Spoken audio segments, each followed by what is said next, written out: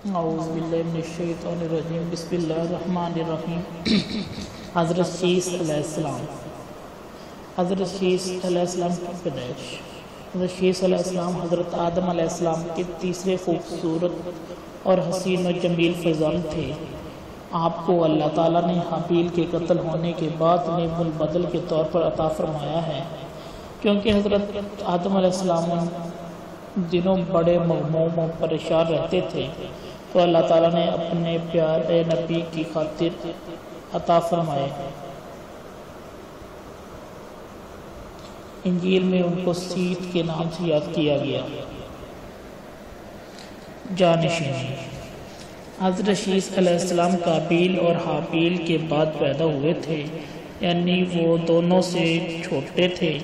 قابیل نے اپنے چھوٹے بھائی حابیل کو تو قتل کر دیا تھا، جبکہ قابیل نافرمان گستاخ ٹھہرا تھا۔ اس لیے حضرت شیس علیہ السلام کو حضرت آدم علیہ السلام نے اپنے جانشین مقرر فرمایا اور ان کو اسلامی تعلیمات سے بھی نوازا، یعنی ان کو رسمی تعلیمات سے روشناس کرایا تاکہ خود بھی عمل کرے اور دوسروں کو بھی ان کی ترغیب دے اور تلقین کرے۔ یہ دنیا میں دوسری جانشینی یا خلافت تھی۔ پہلی تو اللہ تعالیٰ نے حضرت آدم علیہ السلام کو دی، اور دوسری حضرت آدم علیہ السلام نے اپنے تیسرے اور سب سے چھوٹے بیٹے کو دی۔ حقیقت میں یہ بھی اللہ تعالیٰ کے ہی خلیفہ تھے۔ نبوت۔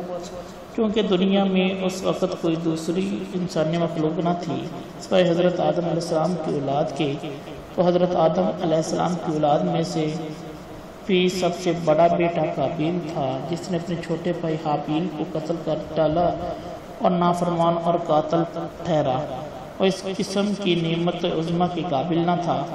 حضرت شیس علیہ السلام ہی تھے